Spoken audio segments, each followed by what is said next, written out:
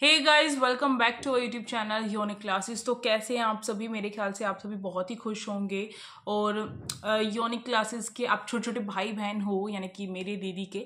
और तो इसलिए मैं आप सभी को बता दूं, AFPS यानी कि आर्म फोर्स जो है उसका आप सभी को पता है राउंड 2 होता है, और पहले राउंड 3 भी होता था, बट अब जो है केवल राउंड 2 होता है। अब राउंड 2 के बारे में थोड़ा सा मैं बता दूंगी इसमें क्या चीजें होंगी, और साथ में बताऊंगी कब तक आपका जो है इस राउंड 1 के रिजल्ट आएगा। समझ रहे हो? राउंड 1 का रिजल्ट आएगा और किन चीज़ों पे अभी से फोकस करना पड़ेगा, वो उस टाइम पे चीज़ें नहीं होती है। मैंने हमेशा से बच्चों को ये चीज़ें बताई है और उन्होंने फॉलो किया है, उनका सिलेक्शन भी हुआ है। तो यानी कि सबसे पहली बात करी जाए कि आपका जो मैं बोल सकती हूँ कि आपका जो रिजल्ट है वो कब तक आएगा। AFPS क्लास 9th के बच्चों ध्यान से सुन लो। हाँ, देखो भाई, जो AFPS है हमेशा उसको मैं यही बोलती हूँ, बहुत ज्यादा पेशेंस, बहुत ज्यादा दिल की जरूरत होती है उसके लिए। क्यों ऐसा बोला जाता है? क्योंकि वही SOSC ने उनको दमदार बनाना है, उनको पेशेंस भी डलवाना है। इसके लिए वो सबसे लास्ट में रिजल्ट देते हैं।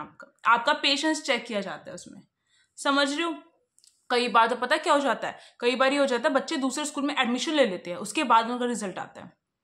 किसी न्यू स्कूल में फीस पे कर देते हैं, उसके बाद रिजल्ट आता है, ऐसा भी होता है। तो इसलिए पेशेंस की जरूरत होती है AFPS में। समझ रहे हो? बिल्कुल समझ चुके होगे।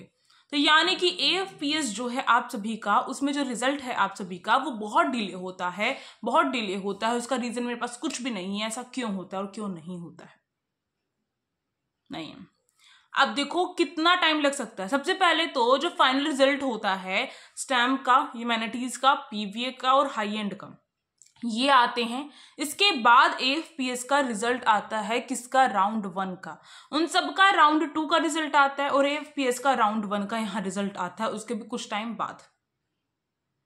हो सकता है थोड़ा सा पहले आ जाए उससे राउंड 1 का रिजल्ट, बट राउंड 2 हमेशा बहुत देर में शुरू होता है।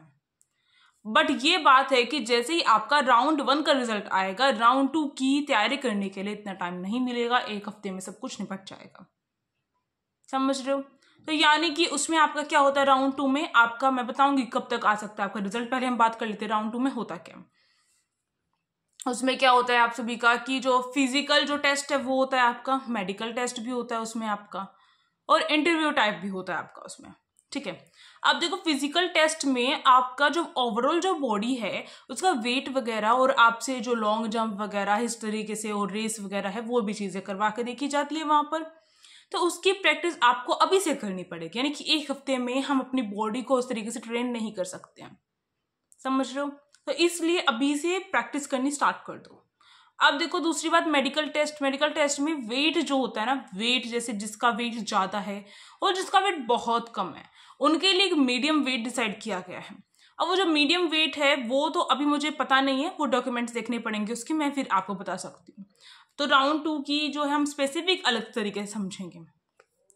तो उतना जो वेट है वो मेंटेन होना चाहिए बच्चे का, तभी वो उसको सिलेक्ट करते हैं। तो यानी कि आपको उतना वेट जो है मेंटेन करना पड़ेगा। समझ रहे हो?